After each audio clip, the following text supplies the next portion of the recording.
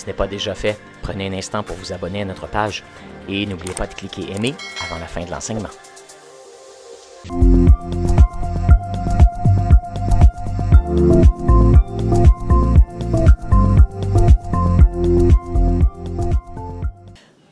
On veut vous parler du Samaritain qui est le bras humanitaire de l'Église Le Carrefour.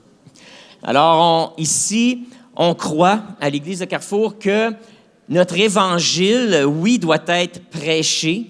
L'Évangile doit être vécu en nous, mais l'Évangile doit être démontré aussi par des actes... Tiens, tu peux le mettre ici. Merci beaucoup, Javier. Par des actes et des gestes tangibles. Et depuis une vingtaine d'années déjà, le Samaritain, l'Église Le Carrefour a établi cet organisme qu'on appelle le Samaritain. Anciennement, on l'appelait le Bon Samaritain. Un moment donné, on l'a switché, on a raccourci ça au Samaritain. Qui est le Samaritain? Alors, cela, pour ceux qui ne le savent pas, c'est une histoire, une parabole que Jésus a racontée un jour en expliquant qui est le prochain qu'on doit aimer. Hein? On connaît ce passage-là, « Aime ton prochain comme toi-même ». Alors, qui est notre prochain? Et Jésus a raconté cette parabole dans laquelle il parlait d'un homme, d'un juif qui était blessé, qui avait été attaqué par des brigands, laissé sur le bord de la route pour mort. Et un prêtre a passé à côté de lui et l'a ignoré. Ensuite de ça, un lévite a passé et l'a ignoré. Et c'était des gens qui avaient des fonctions religieuses dans la tradition juive, au temple. Et finalement, il y a un Samaritain qui est passé. Le Samaritain, écoute, pensez juif et palestinien présentement.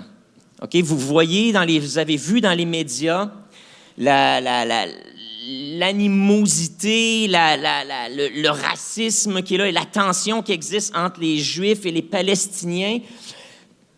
À cette époque-là, il y avait une animosité semblable, une tension semblable entre les Samaritains et les Juifs. Et donc, dans l'histoire que Jésus raconte, il raconte qu'un Samaritain a arrêté sur le bord du chemin et a pris soin de ce Juif qui était blessé, laissé pour mort. Et il a pansé ses blessures, il a soigné ses blessures, ensuite l'a remis à un hôtelier pour prendre soin de lui jusqu'à temps qu'il soit rétabli. Et il s'est engagé à payer pour toutes les dépenses relatives au rétablissement de cet individu-là. Alors, le Samaritain, c'était l'ennemi d'un Juif, mais c'est lui qui a aimé l'humain. Il est allé au-delà des préjugés, au-delà des conventions, au-delà des attentes culturelles, et il a simplement vu un homme dans le besoin.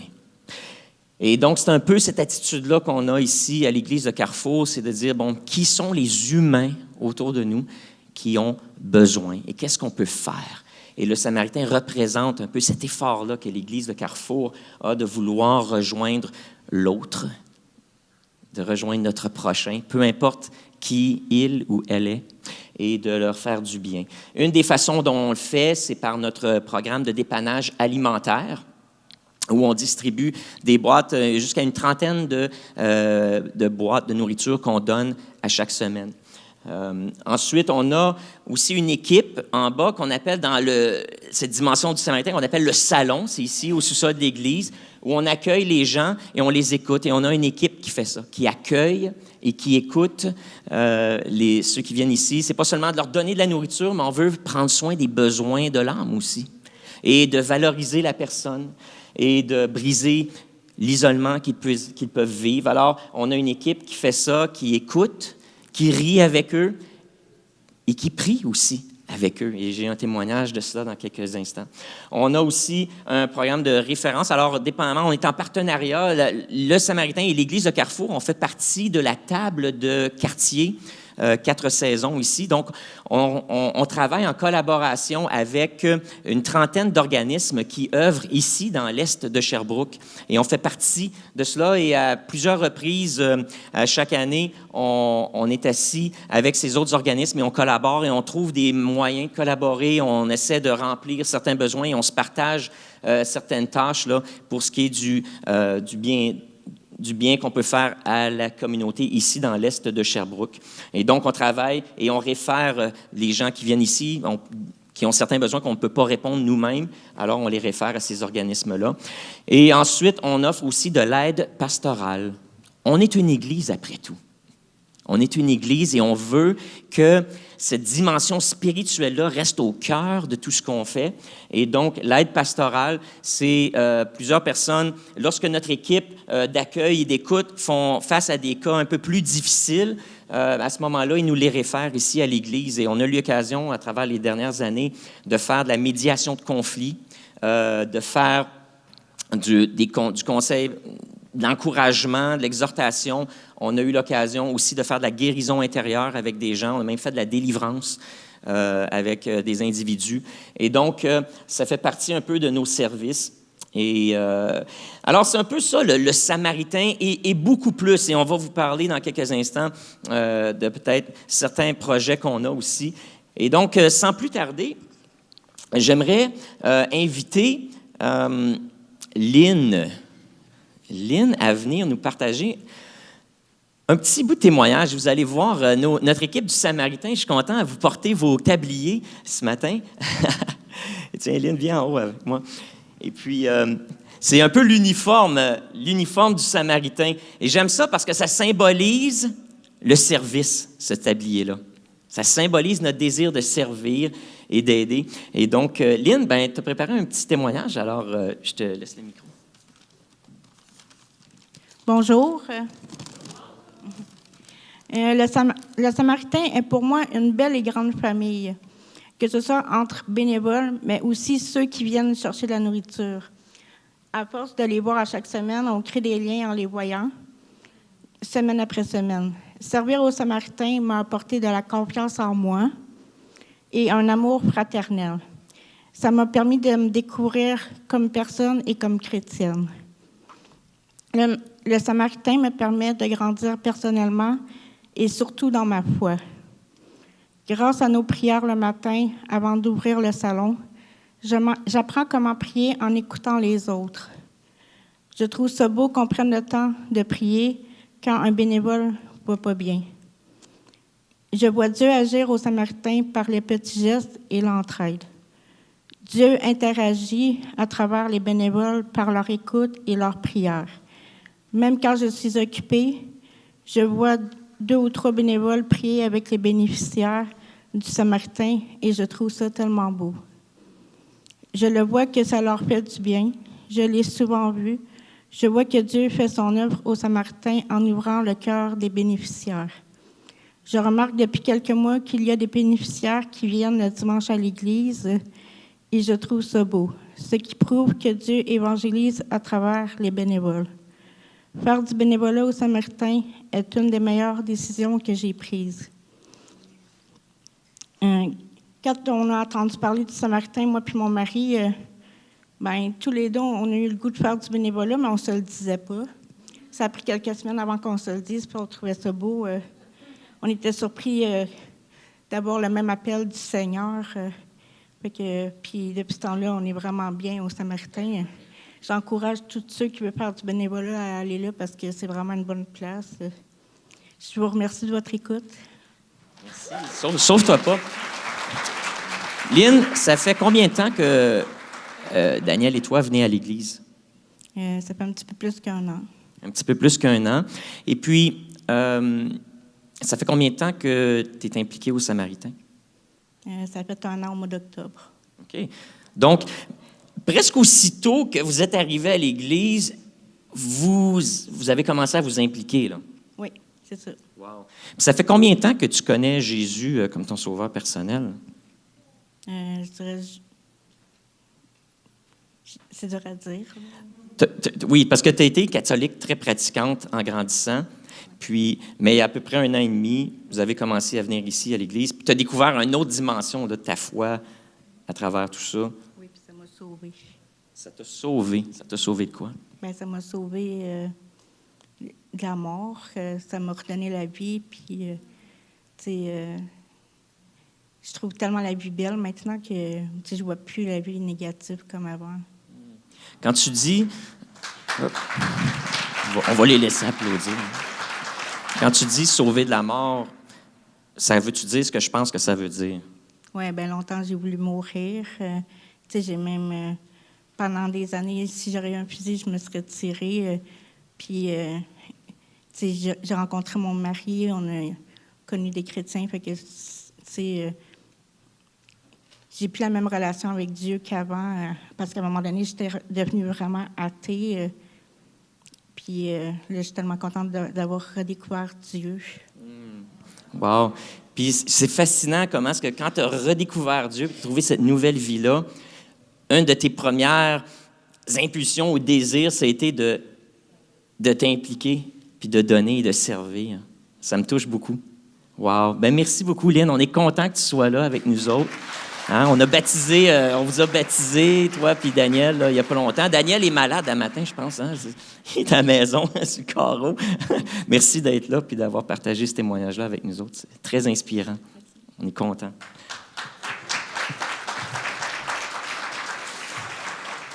Donc, vous voyez, le Samaritain a permis à ce couple-là qui était nouveau dans cette foi-là avec Jésus, tout de suite de trouver une opportunité de s'impliquer et de donner, de faire du ministère, de faire du bien. Donc ça, c'est un des bénéfices d'avoir le Samaritain ici à l'Église. J'aimerais ça inviter maintenant Javier, de venir me rejoindre. Javier et Elisabeth, que nous avons eu l'occasion de marier. Ben, tu peux venir si tu veux, Elisabeth. Hein, on a eu l'occasion de les marier cet été, Caroline et moi. C'était pas mal... Oui, il était beau.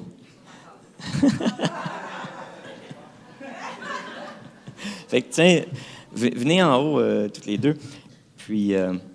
qu'on vous admire un peu, là, ce beau couple-là.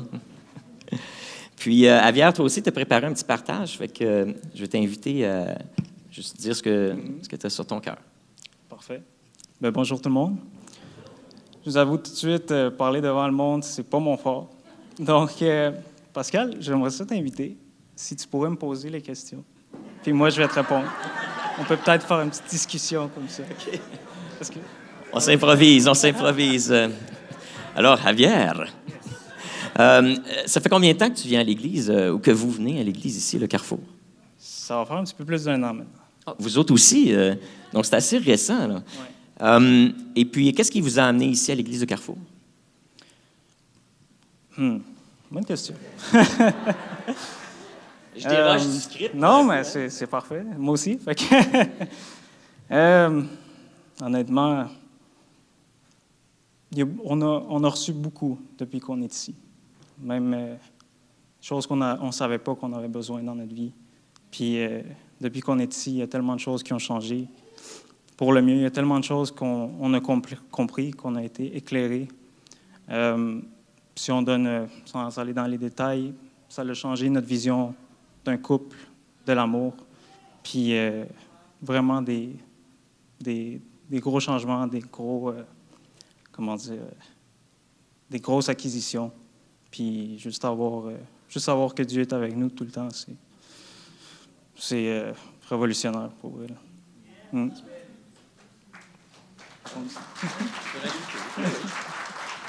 T'offrais-tu juste de tenir le micro?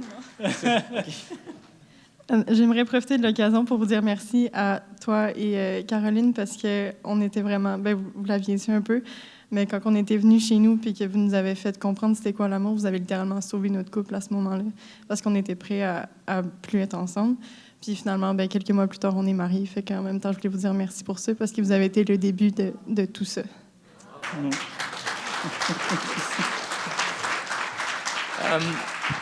Donc, une des choses qu'on a demandé à ceux qui partageaient ce matin, c'est de... Et là, j'essaie de me rappeler des questions moi-même. Qu'est-ce que ça t'a permis, en allant au Samaritain, qu'est-ce que ça t'a donné? Oui, qu'est-ce que ça t'a apporté? Qu'est-ce que ça t'a donné d'être coéquipier au Samaritain? Mais pour ceux qui ne savent pas, au Samaritain, on reçoit beaucoup de nouveaux arrivants, beaucoup de réfugiés. Puis moi, quelque chose que ça m'apporte, premièrement, juste une grande ouverture d'esprit. Merci. J'ai eu la chance, comme tu as dit tantôt, de parler avec des gens, d'écouter leurs histoires, puis juste écouter tout ce qui passe à travers, juste pour venir ici puis avoir une vie que, désolé du terme, mais que nous, des fois, on prend pour acquis. Ça me donne vraiment une grande appréciation de ce qu'on a, puis j'aime ça les écouter, je trouve ça, comment dire, ça m'ouvre les yeux aux réalités. En tant qu'immigrant de deuxième génération aussi, j'ai pas vécu ce qu'ils ont vécu, mais je sais que des gens comme mes parents ont vécu de quoi semblable, puis je trouve que c'est bon d'en apprendre là-dessus. Une autre chose que j'aime vraiment, c'est tellement le fun quand on voit que les gens viennent ici de toute humilité, ils demandent de l'aide, mais sont motivés puis sont pressés de se trouver déjà un emploi, de commencer leur vie ici. Puis quand on va à l'extérieur puis on les voit en train de travailler, c'est juste tellement une grosse récompense de voir qu'on a pu être juste une petite aide pour eux, mais ils réussissent. Puis c'est vraiment le fun. Ouais. Merci. Puis, je pense que la deuxième question, c'était, si je ne m'abuse. Ah, comment as-tu vu Dieu agir? Merci, André. Je vais vous présenter André tantôt. Comment as-tu vu Dieu agir à travers le Samaritain et à travers toi? Moi, je vois Dieu agir à travers l'équipe. Honnêtement, beaucoup des gens de l'équipe, il y en a qui sont retraités, il y en a que non, mais je sais que dans la vie, il y a toujours une occasion de se dire « Ah, mais j'ai autre chose à faire. Ah, mais je pourrais faire ça à la place. Merci. Ah, mais je pourrais dormir ce matin. » Je vous le dis honnêtement, moi, des fois, ça me tentait de dormir. Mais je les vois, ils sont là, ils viennent, puis ils viennent avec le sourire, ils viennent donner de l'amour aux bénéficiaires, ils donnent l'amour aux bénévoles. C'est comme une petite famille, puis j'admire leur dévotion. J'admire qu'ils disent qu'ils vont faire quelque chose, puis ils viennent, puis ça leur fait plaisir d'aider. Puis moi, c'est à travers ça que je vois Dieu agir. Quand on dit qu'on fait tous partie du corps du Christ, je le vois. C'est une organisation, chacun a son petit rôle. Il y en a qui sont aux inscriptions à l'administration. Il y a Sylvie qui prend tout le temps de faire des petites pâtisseries pour les bénévoles et pour les bénéficiaires. Il y a Jacques qui se promène, puis on dirait que c'est un garde-corps, mais en vrai, il est là pour écouter, pour discuter avec le monde. J'en manque, là, je nomme pas tout le monde, mais je veux dire, je le vois à travers l'équipe, je vois l'amour qu'il donne, puis c'est excellent. Mais merci beaucoup. Elisabeth, est-ce que tu aimerais, as-tu un petit quelque chose que tu aimerais ajouter? Là, j'improvise. On t'a pas invité à parler, mais c'est pour ça. Mais je vais juste, si ça t'inspire, tu as le goût de dire quelque chose, t'es pas obligé. Non, OK, je reviens. Je retire mon offre. Okay. J'oublie que c'est pas tout le monde qui a cette facilité d'improviser sur le spot comme Pasteur Pascal. Mais ouais, non, c'est bon. Fait que j'aime ça. Est-ce que tu as été témoin d'un miracle ou d'une vie transformée? Y a-t-il une histoire en particulier dans laquelle tu as été témoin qui te revient à l'esprit, là, puis que tu dis « Wow, ça m'a marqué. Ce témoignage-là m'a marqué. La vie de cette personne-là m'a marqué. Okay. J'ai une histoire. J'ai une histoire, mais c'est pas... Ça montre Dieu, mon histoire, mais c'est pas exactement ce que tu demandes. Okay. Je peux-tu la dire pareil? Ben, vas-y. Ouais? Le micro, là. OK. S'embarquer. Ben, c'est peut-être une petite histoire qui va peut-être inviter du monde qui voudrait participer, mais qui sont pas sûrs d'avoir le temps. Tu sais, tantôt, j'ai dit, on a tout le temps de quoi d'autre à faire. Puis, en vrai, c'est pas de quelqu'un, mais c'est de moi qui m'est arrivé. Cet été, comme vous savez déjà, on préparait un mariage. On était beaucoup occupés. Je travaillais à temps partiel aussi, puis c'est comme que je décidais un peu les heures que je rentrais. Puis je me rappelle, il y avait une semaine que j'avais besoin d'une meilleure paye. Je voulais rentrer plus d'heures. Puis j'ai hésité, est-ce que j'y vais le mercredi matin, puis cette semaine, je ne vais pas au Samaritain. Puis je me rappelle avoir senti vraiment comme Dieu me dire, vas-y, inquiète-toi pas, je vais m'en occuper. Puis j'ai dit, OK, je suis allé. Puis le matin du Samaritain, j'ai eu un petit temps mort, je regardais mon cellulaire. Puis ça tombe que je vais sur mon application de banque, puis ça tombe que j'avais mon retour d'impôt qui tombait cette journée-là. Donc, c'est un petit exemple banal, mais c'est juste pour dire qu'on a tout le temps autre chose à faire, mais quand Dieu nous veut à une place, il va donner ce qu'on a besoin. Ouais. OK, c'est une bonne histoire. Ça valait la peine. Merci beaucoup. Je vous remercie de votre partage. Merci de faire partie de notre Église et merci de vous engager comme ça toutes les deux. Puis on est fiers de vous autres, puis on est fiers de vous avoir. Vous rendez notre Église plus belle. Oh. Là, on a hâte de vous baptiser là aussi. Là. Ça s'en vient, là. On va. Donc, c'est deux histoires comme ça, deux témoignages. Je vais inviter André à venir et pendant qu'André avance, moi aussi, je vais raconter un témoignage qui m'a été dit cette semaine. Mercredi, j'étais ici, le Samaritain était en plein dans la frénésie du mercredi. Si vous venez ici le mercredi, le stationnement est plein de voitures, il y a de l'action en bas, il y a de l'action dans le sous-sol du presbytère, il y a de l'action dans le bureau, ça bouge. Et puis, je venais de terminer un entretien avec quelqu'un, puis je rouvre la porte, puis il y a quelqu'un que je ne connais pas qui est là et qui s'appelle Gabriel. Je ne sais pas, Gabriel, est-ce qu'on l'a vu ce matin? Il est-tu ici? Il n'est pas ici. Et puis, Gabriel, quelqu'un qui est venu à quelques reprises au Samaritain, mais mercredi matin, il voulait me raconter son témoignage.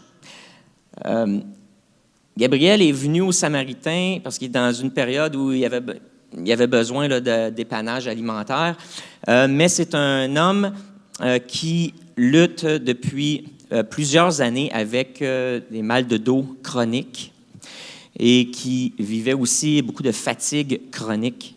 Et il est venu au Samaritain et ce matin-là, pensant qu'il allait avoir sa boîte de nourriture, mais on a offert de la prière. Hein? Je crois que ce matin-là, c'est quelque chose qu'on fait régulièrement. Je pense que vous dites, là, si vous avez besoin de prière, on est là pour ça. Parce qu'on a un dicton aux Samaritains qui dit « On donne de la bouffe et des miracles ». Alors, c'est le petit dicton qu'on a entre nous autres. On donne de la bouffe et des miracles. Et on y croit à ça. Et ce matin-là, on a offert la prière pour ceux qui en avaient besoin. Et Gabriel disait il avait perdu sa foi. Il m'a raconté comment il avait perdu sa foi. Et à force de lutter avec la maladie, à force de lui souffrir, à un moment donné, à force de prier, de demander à Dieu de l'aide, puis qu'il n'y a rien qui arrive, tu te dis, ça vaut-tu la peine? Y es-tu vraiment là? Et donc, il était dans cette période vraiment de remise en question. Et ce matin-là, il s'est dit, mais qu'est-ce que j'ai à perdre? Je suis déjà malade, je souffre. Qu'est-ce que j'ai à perdre de demander de la prière? Le pire qui va arriver, c'est que ça va me faire du bien que quelqu'un ait prié pour moi, même si je ne suis pas guéri.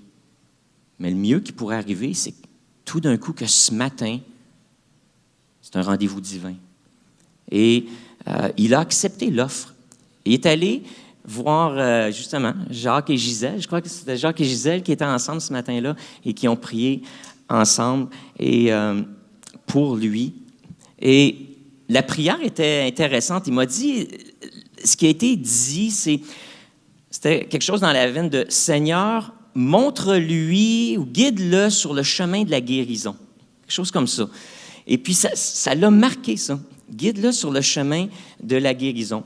Et immédiatement après, il n'a pas senti grand-chose, excepté qu'il s'est senti aimé.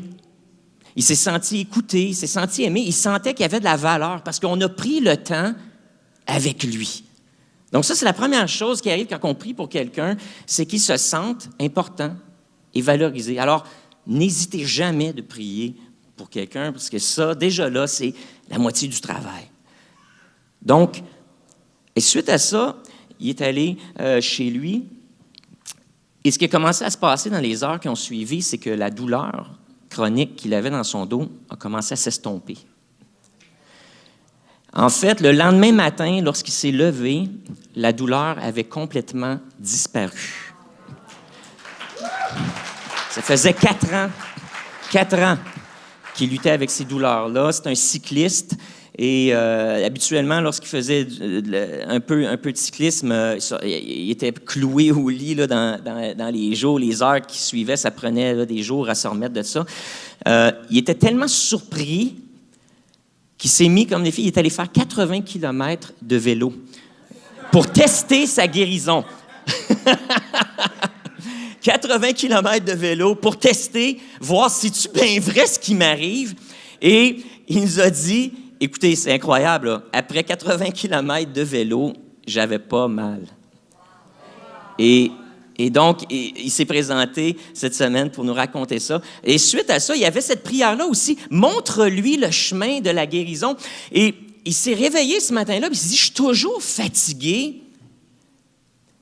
Et puis, le Seigneur, il y a eu comme cette pensée qui a traversé l'esprit, tu manques de fer. Tu manques de fer. Fait que là, il est allé à la pharmacie, puis il est allé s'acheter des suppléments de fer. Et puis, il a commencé à prendre ça. Et puis, toute sa condition là, de fatigue chronique, ça s'est rétabli. En quelques jours, il a retrouvé de l'énergie, il a retrouvé la capacité, le désir de sortir de son lit le matin, puis de recommencer à reprendre de ses habitudes de vie, des habitudes qui étaient saines. Et donc, il y a toute une nouvelle motivation. Il m'a dit, Pascal, c'est comme, je me sens revivre. Donc, la douleur de dos est partie. Ça, c'était le miracle. Et ensuite, il y a eu le « guide-moi sur le chemin de la guérison » et cette révélation-là que son corps était en manque de quelque chose et sans se faire prescrire, ça a été prescrit de Dieu dans une révélation. Il est allé et ça a porté du fruit. Et déjà, son taux d'énergie a augmenté et sa vie a changé depuis ça. Et il était là mercredi pour nous raconter cette histoire-là. Et ça vient d'arriver à l'Église. Alors, ça, c'est le travail, un exemple du travail que notre équipe fait. Et pourquoi à l'Église de Carrefour, on a fait un deal avec Dieu. Le deal est le suivant, c'est que Dieu, ce qu'on fait, on ne veut pas juste faire du bien puis donner de la nourriture, mais on veut aussi exercer un ministère spirituel envers les invités qu'on reçoit au Carrefour. On veut être capable d'exercer un ministère, de leur parler de la foi, on veut être capable de prier avec eux et on veut être capable de leur donner de la nourriture et des miracles sans se faire menacer qu'on va perdre du financement ou qu'on va perdre nos partenariats et tout ça. Et donc, on veut que le Samaritain demeure sous l'égide de l'Église de Carrefour et que ce soit clair qu'on est là pour Dieu. Et donc, le deal qu'on a fait avec Dieu, c'est, mon Dieu, eh bien, on pourrait être un organisme communautaire, avoir notre propre charte et recevoir du financement du gouvernement pour toutes sortes de choses, mais on ne veut pas être obligé de renoncer à notre mission chrétienne. On ne veut pas être obligé de se prostituer pour avoir de l'argent et renoncer à notre identité de croyant. Alors, prends soin du Samaritain. Envoie les fonds, envoie les coéquipiers, et qu'on puisse être capable d'opérer, de remplir la mission sociale et la mission spirituelle du Samaritain. Et gloire à Dieu depuis en tout cas, au moins, depuis longtemps, mais depuis que je suis là, ça fait 4 ans, là, on continue, on y va avec cette optique-là, et puis nos besoins sont rencontrés, et puis le ministère continue d'avancer. Alors, merci. Maintenant, j'invite André à venir. Et André, toi aussi, tiens-toi à côté de notre belle bannière du Samaritain. On filme ça ce matin, fait que ça fait un beau background. Tiens. Puis, parle-nous, parce que toi, tu es en charge du côté, ce qu'on appelle le salon. Hein? On a les deux côtés du Samaritain. On veut que ça soit comme... On parle de nos bénéficiaires comme nos invités. On dit qu'ils viennent chez nous. Et quand le monde vient chez nous, si vous venez souper chez nous, qu'est-ce qui se passe? Bien, vous venez premièrement dans le salon. Puis là, on jase dans le salon. Puis on prend le temps de se connaître, puis de fraterniser. Puis ensuite, ce qu'on fait, c'est qu'on passe à la cuisine. Puis la cuisine, c'est là que la nourriture est distribuée, puis on mange ensemble. On voulait on voulait créer cette atmosphère de foyer, de maison quand les gens viennent ici. Alors, quand vous venez au Samaritain, vous allez nous entendre parler du salon et de la cuisine. C'est parce qu'au salon, on fait l'accueil et l'écoute et les références et tout ça. Et ensuite, les gens passent à la cuisine, au sous-sol du presbytère, pour aller chercher leur nourriture et leur provision. Donc, c'est un peu, on crée ce langage-là, ça fait partie un peu de la culture de l'organisme d'avoir ce petit langage maison. Puis toi, tu es en charge du salon et tu es aussi membre de notre comité consultatif. Alors, je te laisse la parole. Merci. Ben moi, j'ai simplement repris les 2 questions que Pascal a demandées à ceux qui témoignaient ce matin. La première question, c'était qu'est-ce que ça t'a apporté de venir au Samaritain? Merci de me dépanner. C'est ça, le Samaritain. Il y en a des plus vieux qui sont 0 en informatique, 0 en espagnol, et il y a toute une équipe qui vient pallier aux besoins, à la faiblesse des autres. C'est ça aussi, l'équipe du Samaritain. Mais la première question, c'est qu'est-ce que ça m'a donné, moi, d'aller au Samaritain? Ben, j'ai réalisé que, oui, ce que ça m'a donné comme raison, ça m'a permis de faire un acte de reconnaissance. Parce que je suis reconnaissante envers l'Éternel, car il est devenu mon berger, mon fort, mon appui, mon sauveur. Et je me rappelle tellement du temps où je marchais sans but, sans espoir. Je ne voyais pas comment m'en sortir. Et il m'a emmenée chez des chrétiens qui ont bien voulu marcher, mais littéralement marcher avec moi dans toutes mes tempêtes. Je suis partie d'une personne qui ne se croyait pas plus de valeur qu'un tapis, parce qu'au moins un tapis, on essuie nos pieds. Mais moi, je n'avais même pas cette valeur-là, et ces chrétiens-là m'ont donné ça. Juste garde le micro près de toi. Ah, OK. C'est tellement bon ce que tu dis, on veut capter tous les mots. Alors, ce que j'ai compris, là, c'était pas des gens qui essayaient de m'endoctriner. C'était pas des gens qui me donnaient un paquet de connaissances. C'était pas des gens qui voulaient m'enseigner. C'était des gens qui avaient compris qu'ils étaient le corps de Christ sur terre et que leur foi, ils étaient sûrs d'être sauvés, justifiés, juste parce que Jésus les a aimés en premier. Dieu est venu vers eux en premier et il voulait simplement redonner ça. Alors, de leur foi, découlaient automatiquement des œuvres. Et ces œuvres-là, à cette époque-là, j'en ai été bénéficiaire. Je me suis retrouvée toute seule avec 3 enfants, avec un mari criminel. Je ne savais pas comment m'en sortir. Et Dieu m'a délivrée étape par étape. Mais ces gens-là ont marché, ont attendu dans mes tempêtes et ils m'ont aidé à retrouver une estime de moi-même. Oui, de la foi, automatiquement, doit découler des œuvres si on aime vraiment Christ. Et ça, le Samaritain, quand on m'a demandé de venir à l'accueil, ouvrir la porte pendant la pandémie, geler avec ceux qui gèlent dehors, pleurer avec ceux qui pleurent, rire avec ceux qui rient, j'ai su que c'était ça que Dieu me demandait. Puis, vous imaginez, Dieu dit à chacun de nous, allez et faites des disciples. Allez partout dans le monde. Mais c'est incroyable quand on y pense. C'est le monde d'Afrique, d'Haïti, d'Espagne, de Colombie, du Mexique, de partout, qui viennent dans le salon.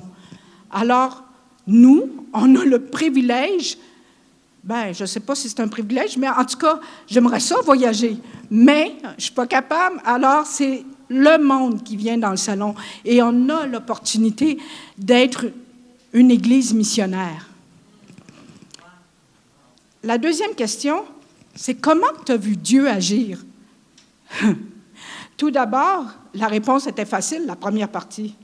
C'était, tout d'abord, par une équipe formidable. Et le mot, il n'est pas petit. Je le pense réellement. Cette équipe est formidable. Cette équipe se soutient dans les bons et les mauvais moments, parce que oui, il y en a des mauvais moments. Et je vais commencer par l'équipe. Lui, il appelle ça la cuisine, mais en réalité, c'est l'approvisionnement. Ils font un travail monumental. C'est même les colonnes du Samaritain. Ils mettent de nombreuses heures de travail. Cette équipe donne généreusement beaucoup de transport de denrées, beaucoup de mal de dos, beaucoup de courses dans les escaliers le mercredi matin. Mais pour préparer tous ces paniers-là, il a fallu aller les chercher.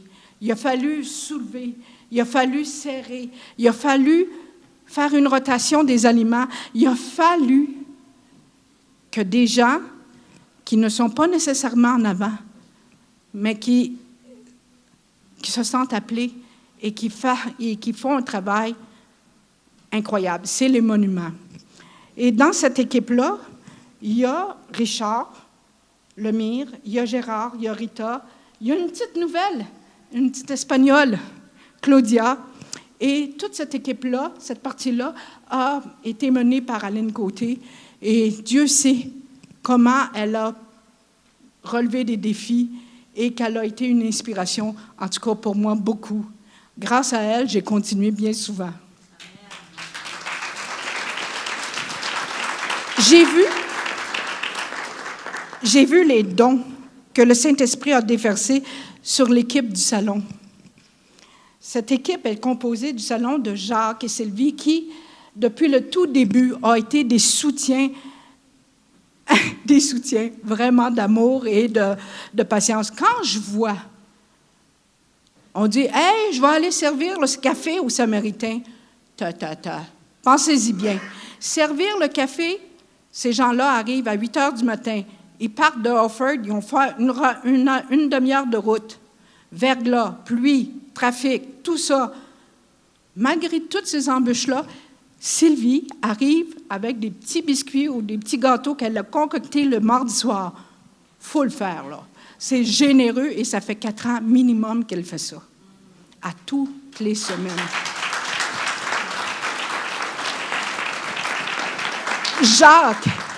Jacques est comme un appui. Jacques est souvent celui sur qui on s'appuie. C'est le temps de la prière, viens-tu prier avec nous? Alors Jacques est là comme un gardien, comme quelqu'un sur qui on peut se fier. Et Jacques et Sylvie sont pour moi des amis très, très, très fidèles. Et ils me connaissent depuis 40 ans peut-être. Alors, ils me connaissent assez et je les connais assez pour savoir qu'ils m'aiment. Et quand je suis énervée le mercredi matin, ou quand les choses ne vont pas bien, ou quand je perds patience ou perds l'insécurité, je vois mon Jacques ou je vois ma Sylvie tout doucement sortir. « Ça va bien, André? » Oh! Là, j'ai une lumière rouge qui s'allume. C'est ça, l'équipe. C'est ça, le travail. Quand je vois Glenn, qui est venu au Samaritain, pas parce qu'il se sentait nécessairement appelé, mais que pendant la COVID, tout le monde de l'équipe était malade, puis il fallait que j'ouvre quand même le salon parce que c'était de la neige dehors. J'étais tout seul. Et à ce moment-là, il y avait beaucoup d'invités qui étaient avec des maladies mentales et en plus, l'insécurité de données qu'on vivait avec la COVID. Glenn a eu pitié de moi et il est venu m'aider. Et il est resté. Et il est resté. Et grâce à lui et à Pierre Doré, ce sont 2 coureurs de fond. 2 coureurs de fond. Je ne peux plus compter les heures que Pierre a données à monter un système informatique. Il a donné des heures, des jours, tout un travail de créativité. Malgré une santé déficiente. Il faut le faire, là. Et Glenn a su structurer des façons de faire un tri avec ceux qu'on donne les paniers, faire faire des règles d'admissibilité, si on veut. Il a structuré cette façon de marcher du Samaritain. Et si eux n'auraient pas été là, ce ne serait pas aussi facile aujourd'hui.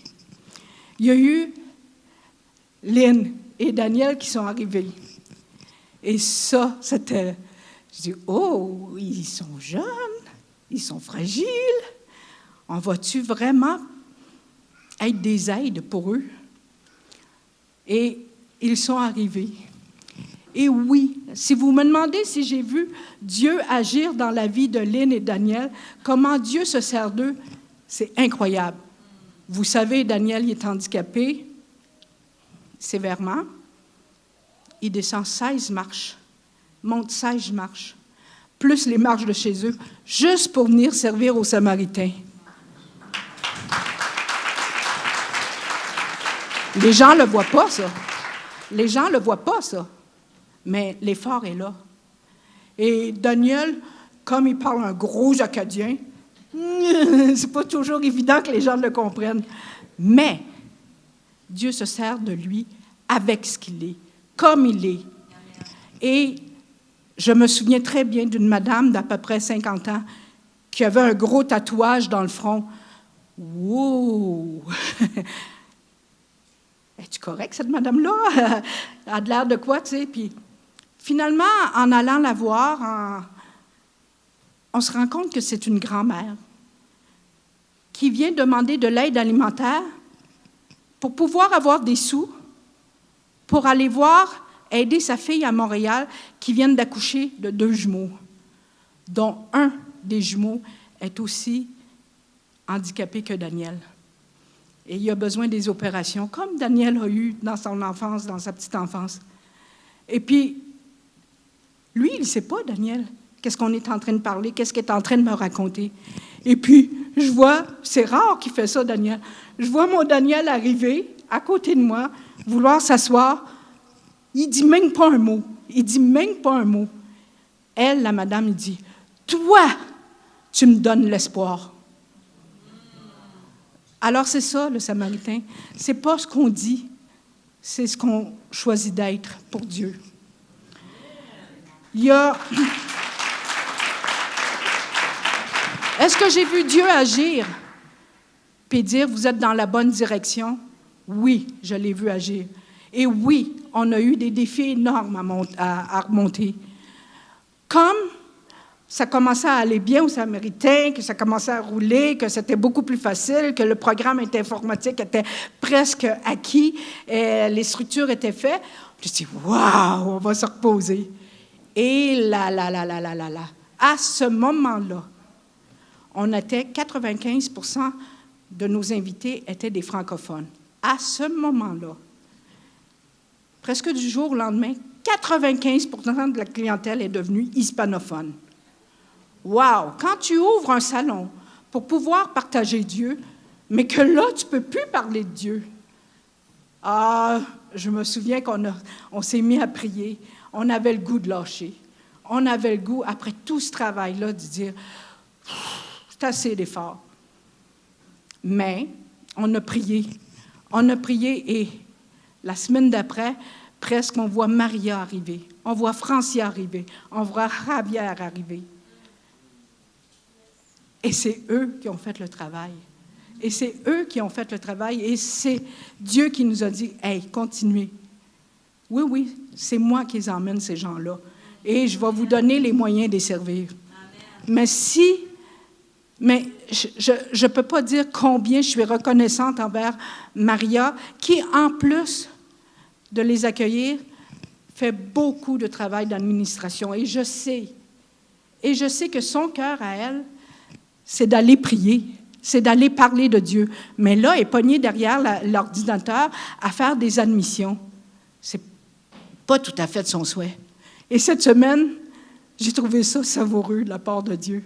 Cette semaine, Maria, elle se lève, elle, pendant le temps de la prière, puis elle dit, « J'aimerais ça qu'on prie quand les invités sont là, puis qu'on fasse une prière générale et tout ça. » C'est pas une mauvaise idée. Je suis pas sûre. On va en parler, en jaser. Elle accepte ça, moi aussi. Je continue à penser. Et puis, les inscriptions, ça a bien été cette journée-là. Elle a eu plus de temps. Et puis, à la fin de la journée, Glenn essayait de baragouiner en anglais, prier en anglais. Francia priait en espagnol. Et moi, je priais en français pour la seule et même personne. C'était l'unité dans la prière, dans plusieurs langues. Mais cette personne-là, à la fin de la prière, nous a regardés. Elle pleurait de réconfort. Elle pleurait parce qu'elle sentait que Dieu lui donnait de l'espoir. Et c'est ça, le Samaritain. Quand je vois une Marie, un coup de vent, Marie, quand elle est dans la cuisine, aïe, on est sûr que ça va être propre, on est sûr qu'il va y avoir un service rapide. Et oui, Marie est arrivée comme bénéficiaire. Et elle aussi, elle apprend à marcher avec Dieu. Et elle aussi, on l'a vu grandir. Et oui, c'est une grâce de Dieu d'avoir des gens qui, comme ça, sporadiquement, viennent nous aider. Il y a eu Lucien qui est arrivé. D'Afrique, avec sa culture et tout le kit, et qui voulait s'adapter, et qui a voulu s'impliquer. Et je le vois de semaine en semaine, quand il est capable, venir humblement essayer de servir Dieu. Et ça, c'est touchant. Il y a Gisèle. La Gisèle, pour elle, c'est facile, l'évangélisation. Elle a l'affaire. Je suis jalouse, mais elle a l'affaire, elle. Mais c'est ça, une équipe. Moi, souvent, j'emmène les gens là. Mais elle les fait traverser un peu plus loin. Lui, il récupère les cas plus difficiles. Mais c'est ça, une équipe. Il n'y a pas une conversion. Il n'y a pas un seul résultat qui ne se fait pas sans qu'il y ait des gens qui ont soulevé des boîtes, qui ne se fait pas sans qu'il y en ait qui aient servi le café, qui ne se fait pas sans qu'il y en ait qui prient, qui ne se fait pas sans que personne. Il y a eu Clémence qui nous a aidés cette année. Il y a eu Lucien, il y a eu Florence, il y a eu Denise. Denise a dû nous quitter à cause de la maladie. Mais oui, elle aussi était perspicace dans sa façon d'être. Elle l'examinait, elle examinait. Puis là, après ça, elle me regardait, elle dit « Non, cet invité-là, tasse-les parce qu'il est en train de nuire à elle, là. » OK? Mais elle avait le sens d'observation. Et ça, c'est précieux aussi, parce qu'on a besoin de s'aider les uns les autres, parce que c'est une œuvre que Dieu a faite. Il y a des choses surprenantes qui sont arrivées dernièrement. Oui, ceux qui font les boîtes vieillissent. Ils ont mal au dos. Le camion, il brise souvent. Comment on va faire? Ils vieillissent. Dieu nous surprend toujours et il a permis qu'il y ait des gens de l'Église catholique qui nous offrent leur aide pour transporter les boîtes et aller les chercher. C'est pas rien, ça. Et on voit Dieu. La semaine d'avant, c'était la friperie que Gisèle s'occupe très pertinemment chaque premier mercredi du mois. Et il y avait une fille de Acts 21 qui était là, qui était venue porter du linge.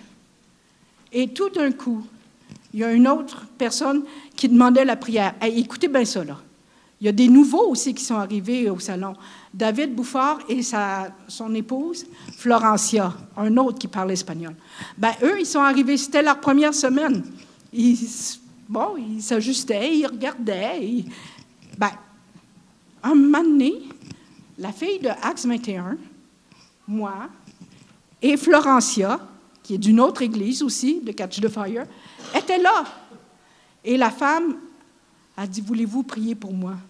Pourquoi Dieu est fâché après moi? Pourquoi Dieu m'a abandonné? Pourquoi Dieu me boude? Pourquoi? Là, c'est pas difficile de parler de Dieu, parce qu'elle croit déjà en Dieu. Mais, ce qu'il faut écouter, c'est sa détresse. Ce qu'il faut écouter, c'est pas le parler, c'est pas communiquer, c'est écouter et accueillir et chercher à réconforter. Et en 3 langues, encore une fois, 3 dénominations différentes, dans une unité parfaite, on a prié pour cette femme-là encore.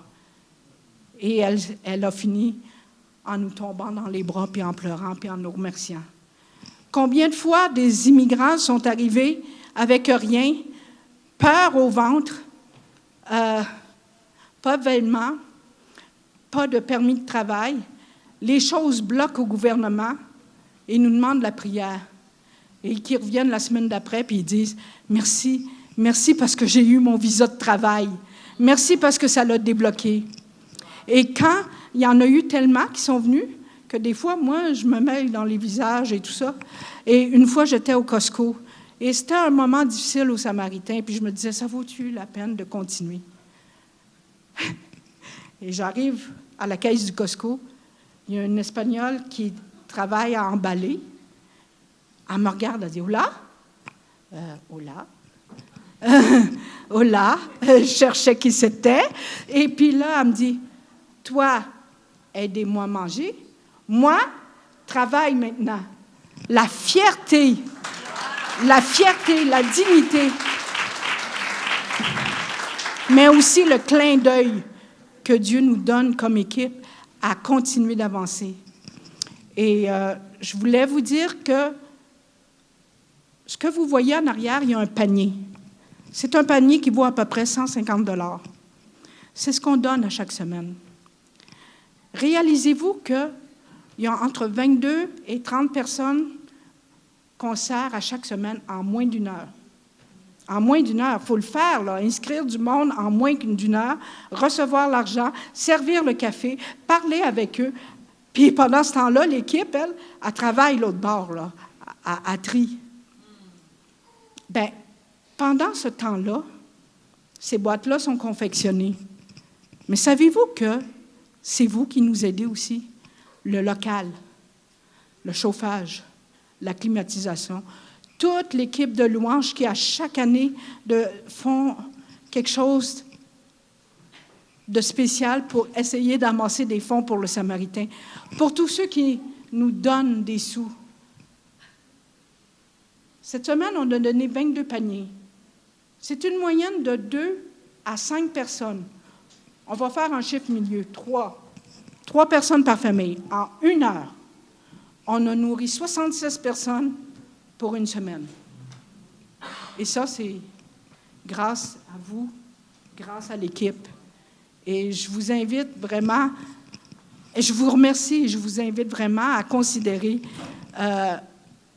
votre implication parce que tous ces petits nouveaux frères et sœurs qu'on reçoit ici, tous ces petits nouveaux-là, ils ont besoin d'une maison pour être accueillis, d'un groupe pour dire « Oh, je fais partie d'une église, je fais partie d'une famille. » Ils ont besoin des gens qui vont être tolérants aussi à l'église. Parce que ce n'est pas parce qu'ils donnent leur vie à Jésus que ça a changé du jour au lendemain. Ça prend de la tolérance. Et ça, c'est le rôle que vous pouvez jouer aussi. Accueillir, donner votre temps et aimer. Merci, André. Le défi est lancé. On veut faire 2 choses en terminant ce matin. Oui, une chose. Le Samaritain est en grande transformation. Et un des piliers du Samaritain s'en va en janvier. Et si elle n'aurait pas été là, il n'y en aurait pas de Samaritain. Il n'y en aurait pas de façon de procéder. Il n'y en aurait pas de place à commander. Il n'y en aurait pas des façons de faire. Et l'équipe du Samaritain, ainsi que le Carrefour, on veut vraiment remercier Aline. Aline Côté qui nous quitte dans l'équipe pour de nouvelles aventures. On peut faire venir Aline. Aline, est-ce que tu pourrais venir, s'il vous plaît? Elle dit, elle n'aime pas ça. C'est correct. Elle n'aime pas ça. On va faire ça vite. Aline, Aline, Aline, Aline, Aline, Aline, Aline. Allez, allez. L'encouragement.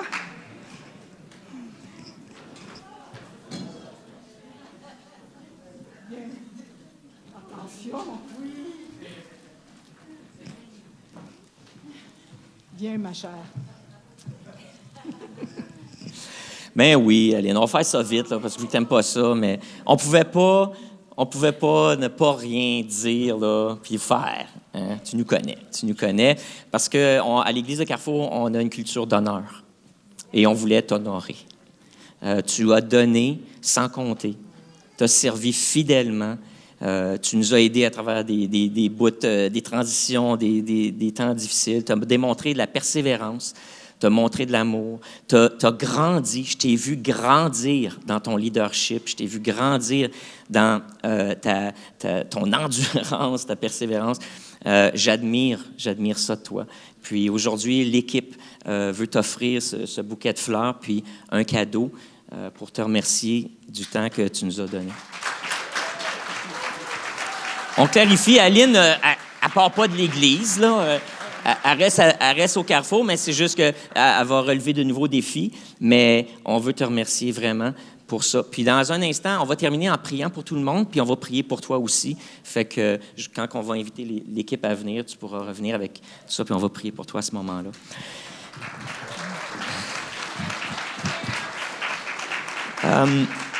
Alors voilà, un survol un peu du Samaritain. Le Samaritain, c'est vous. Vous êtes, Église de Carrefour, vous êtes le bon Samaritain qui vient en aide à ceux qui en ont besoin. Un autre, vous voyez ici le Samaritain, notre logo a l'air un peu, entre autres le S, un chemin. Puis une autre chose qu'on aime dire, c'est qu'on veut faire un bout de chemin avec ceux qui sont dans le besoin. Et vous permettez à l'équipe en bas de le faire par les contributions. Je disais tantôt le lien qu'on allait faire avec les dîmes, les offrandes, puis André l'a mentionné, les frigidaires, l'électricité, le chauffage, l'édifice, les stationnements, tout ça, vous contribuez par vos dîmes, vos offrandes. C'est financé entièrement par l'Église de Carrefour. La seule chose qu'on a d'ailleurs, c'est la nourriture que Roch Gertin et Moisson Estrie nous donnent pour remplir les tablettes. Le reste, l'infrastructure, tout ça, c'est vraiment l'Église de Carrefour qui fait avancer tout ça. Alors, merci de votre générosité. Cette année, on a le concert de Noël le 16 décembre. Et notre objectif, c'est cette année, pour la campagne de Noël, c'est de faire un 10 000 $. L'année passée, on a fait 5 000 $ durant la campagne du temps des fêtes. Cette année, on aimerait ça faire 10 000 $. Alors, voici comment vous pouvez aider. C'est que les billets ont été mis en vente dès ce week-end. Si vous allez sur le site noelacherbrook.com, vous allez pouvoir acheter les billets. Ce qu'on vous suggère de faire, c'est que ce concert-là est un concert bénéfice. Pourquoi vous n'achèteriez pas des billets pour des parents, des amis, et vous remplissez le sanctuaire? On peut mettre ici là, 260 confortablement, mais à Noël, je pense qu'on pousse ça vers le 300, là, la marque du 300 pour remplir le sanctuaire.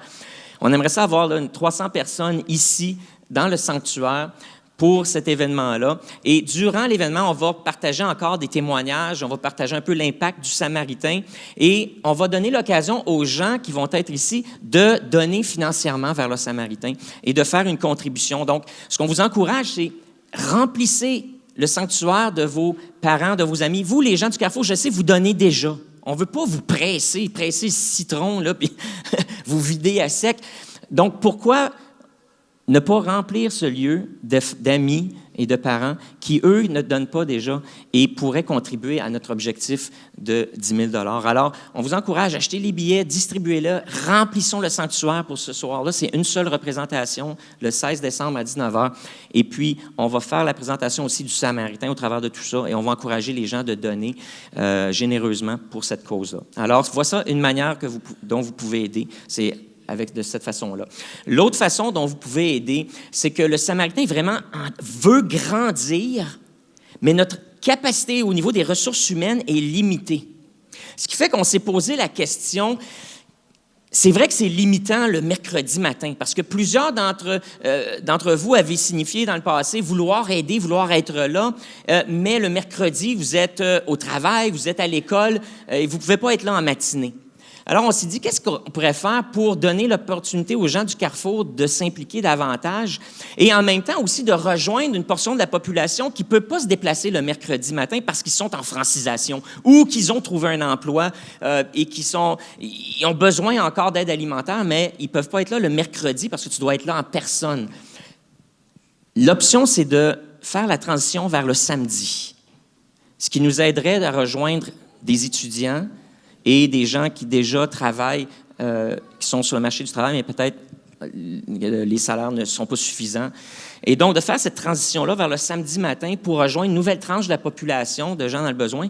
L'autre aussi, c'est pour donner l'opportunité peut-être à d'autres qui aimeraient s'impliquer de le faire le samedi. Et donc, ouvrir et augmenter notre équipe afin que ce ne soit pas toujours les mêmes à toutes les semaines, mais commencer à créer une rotation. On aimerait faire cette transition-là vers le samedi, ce qui va faire encore augmenter l'impact du Samaritain à Sherbrooke. Pour ça, on a besoin de gens qui sont prêts à travailler, à préparer la nourriture l'autre côté. On a besoin des gens qui sont prêts à être en bas et s'occuper de l'hospitalité, de préparer les cafés, de préparer les petits gâteaux et de distribuer ça, s'assurer que l'ambiance est à la fête le mercredi, le samedi ou quand on fait le Samaritain. On a besoin des gens qui sont remplis du Saint-Esprit et qui ont une écoute extraordinaire, une empathie extraordinaire et qui ont une foi extraordinaire, qui sont prêts à écouter, empathier avec les gens, puis après ça, de prier avec foi avec eux. Donc, on a besoin de gens parmi cette équipe-là. On a besoin de gens au niveau de l'administration, de la gestion du Samaritain. On est en train de renouveler le comité du Samaritain. On cherche des gens qui sont bons à faire du réseautage, des gens qui aiment peut-être faire de la levée de fonds, d'autres qui, parmi vous, avez des qualités en tant qu'administrateur pour faire partie du comité aviseur du Samaritain et nous aider là, à solidifier notre équipe à ce niveau-là. On a besoin des gens pour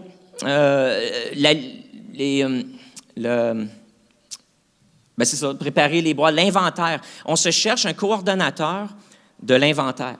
Donc, quelqu'un qui va s'assurer que les tablettes sont toujours pleines, qui va passer les commandes avec Roquegertin, avec Moisson Estrie, et qui va s'assurer qu'on a de la nourriture à donner toutes les semaines, et aussi qui va s'occuper de faire les achats, parce qu'avec l'argent qu'on a ramassé dans la campagne de financement de Noël dernier, cette année, on a été capable d'acheter du pain, des œufs, du lait qu'on mettait dans les paniers. Donc, des denrées périssables pour bonifier le panier. Donc, c'est ça qu'on a fait avec le 5 000 $ qui est rentré l'année passée. On bonifie le panier avec des choses fraîches que les gens ont besoin.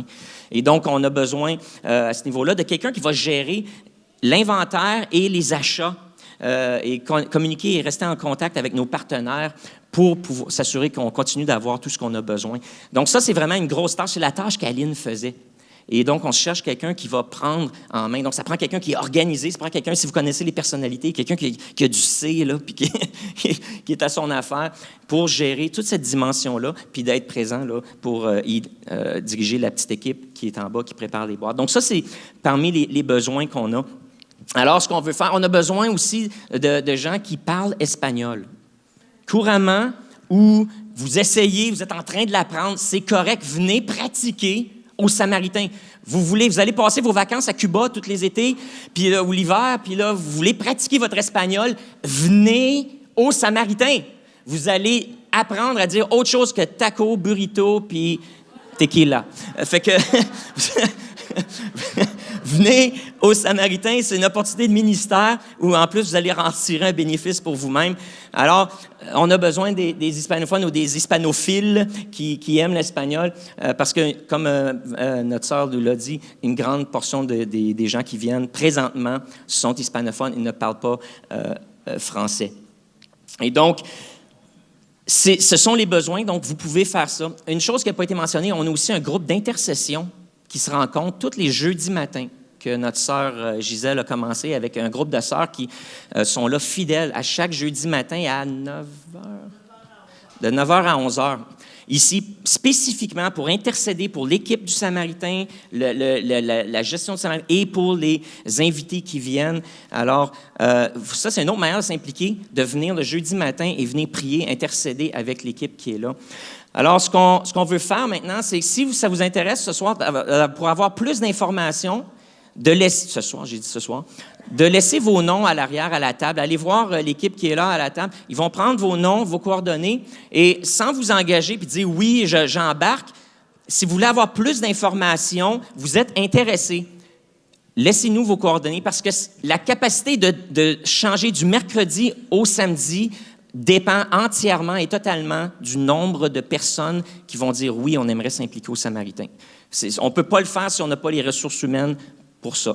Et donc, ce matin, on veut se vanter du Samaritain, on veut célébrer le Samaritain, puis on veut vous donner l'occasion, si vous voulez, de vous impliquer, de le faire. Et puis, vous dites, mais le mercredi, je ne peux pas. Mais est-ce que vous pouvez le samedi? Et si on a assez de gens qui disent oui le samedi, à ce moment-là, on va faire cette transition-là. Donc, vous êtes intéressés, laissez-nous vos noms à l'arrière. Et maintenant, pour conclure, ce que je vais faire, je vais inviter tous ceux qui font partie du Samaritain ou qui ont fait partie du Samaritain cette année de venir devant ici, puis en tant qu'assemblée, on va bénir notre équipe. J'aimerais l'équipe d'intercession là, qui est là le jeudi aussi. Venez. Si vous êtes là parmi les intercesseurs du jeudi, venez aussi. Vous faites partie du Samaritain. Alors, tous ceux qui sont à la cuisine, ceux qui sont au salon, ceux qui sont dans l'intercession, venez ici ce matin. L'assemblée va vous bénir. Et venez. Puis Aline au milieu. On va mettre Aline au centre. En plein cœur de tout ça. Regardez ça, cette belle équipe-là. Puis c'est même pas tout le monde encore, ça. Imaginez. Ouais. Pierre, il est là. Pierre, viens. Tu as fait partie de notre équipe là, cette année. Sans toi, on n'aurait pas de base de données. Mireille, es-tu là? Notre intercesseur. Alors, collez-vous un peu, tout le monde. Là. Collez-vous un peu. Rentrez, les gars. Je vais inviter l'Assemblée à vous lever. Et on va conclure avec ça ce matin. Alors, merci d'avoir été là, tout le monde. Merci de célébrer avec nous le Samaritain, les accomplissements. C'est ensemble qu'on le fait. Vous faites partie, l'Église de Carrefour, vous faites partie prenante du succès du Samaritain, de l'impact du Samaritain. Cette célébration, oui, on honore les membres qui sont là sur le terrain, mais vous aussi, sans vous, on ne serait pas capable de faire ça. Alors, prions maintenant. Seigneur Dieu, merci. Merci pour cette équipe et ceux qui le représentent, ceux qui sont ici ce matin, ceux qui ne pouvaient pas être avec nous pour cette journée spéciale. Nous les bénissons. Nous les bénissons aujourd'hui. Nous leur souhaitons tout ce que tu as de meilleur pour eux. Seigneur, nous les bénissons et nous disons, oui, que tu puisses continuer de répondre à leurs besoins immédiats, leurs besoins matériels, leurs besoins financiers. Seigneur Dieu, que tu puisses les bénir dans leur corps. Plusieurs d'entre eux travaillent et physiquement, ils se présentent et persévèrent à travers la douleur dans leur corps. Mais ce matin, nous relâchons, Seigneur, une bénédiction spéciale dans leur corps, une onction de guérison, ô Dieu. Nous relâchons une onction de guérison sur eux et que l'arthrite et l'arthrose et toutes ces conditions médicales qui peuvent interférer avec leur efficacité soient maintenant guéries au nom de Jésus. Une bénédiction spéciale sur leur santé mentale et leur santé spirituelle, mon Dieu. Oh, alors qu'ils donnent, alors qu'ils t'adorent et expriment leur reconnaissance pour ce que tu as fait envers eux par le don de soi qu'ils offrent, que tu puisses les combler. Seigneur Dieu, leur famille et les familles qu'ils représentent, alors qu'eux prennent soin des familles des autres. Seigneur, alors qu'ils prennent soin des familles des autres, que toi, tu puisses veiller sur leurs familles, leurs conjoints, leurs enfants, leurs petits-enfants et la parenté, Seigneur. Réponds à leurs prières alors qu'ils sont ici. Que toi, tu t'occupes de ceux avec qui ils ne peuvent pas être. Mon Dieu, merci. Merci, une prière, une bénédiction toute spéciale pour Aline. Alors qu'elle entreprend de nouveaux projets, Seigneur, on te remercie de nous avoir fait cadeau de cette femme extraordinaire, remplie de dons, remplie de talents et d'un amour pour l'être humain qui est semblable au tien. Une vraie Samaritaine. Et Seigneur, nous bénissons cette Samaritaine. Et ce qu'elle a appris ici, les dons, les capacités, les talents qu'elle a développés, le leadership qu'elle a développé aux Samaritains, maintenant qu'elle prenne ces choses-là et qu'elle les amène avec elle dans les milieux où elle va aller, et puisse-t-elle être une lumière. Et Seigneur, représenter le carrefour et représenter ton royaume de façon extraordinaire, avec un amour irrésistible, une sagesse pertinente et surprenante et une puissance surnaturelle qui l'accompagne partout où elle va et qu'elle ne laisse personne indifférent, Seigneur. Merci pour Aline. Bénis-la, bénis-la. Et maintenant, alors qu'on conclut, Seigneur, on bénit les invités du Samaritain. On bénit les bénéficiaires, ceux et celles qui sont québécois de souche et ceux et celles qui sont nouveaux arrivants ici, ceux et celles qui sont là parce qu'ils vivent dans une situation qui est perpétuelle, qui est chronique, qui ne semblent pas capables de s'en sortir, et ceux dont ce temps de besoin est passager et qui, Seigneur, tu vas agir et qui vont se rétablir rapidement. Seigneur, ceux qui sont malades, dans leur corps, ceux qui sont malades dans leur santé mentale, ceux, Seigneur, qui sont malades spirituellement, puissent-ils trouver le miracle qu'ils ont besoin. Que ceux qui sont seuls puissent trouver un ami, une amie au Samaritain.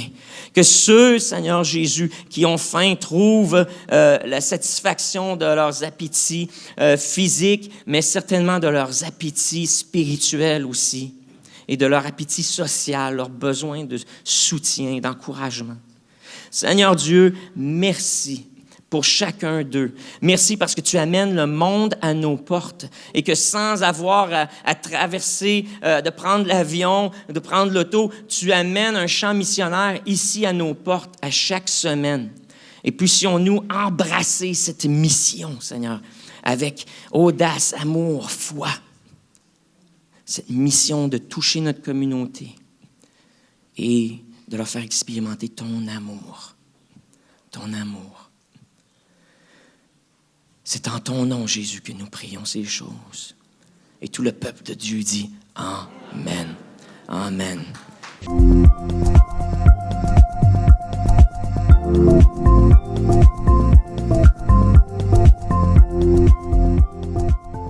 Si ce n'est pas déjà fait, prenez un instant pour vous abonner à notre page et n'oubliez pas de cliquer « Aimer » avant la fin de l'enseignement. Si vous avez besoin de prière ou d'accompagnement spirituel, n'hésitez pas à communiquer avec nous à l'adresse courriel suivante: sos@lecarrefour.org.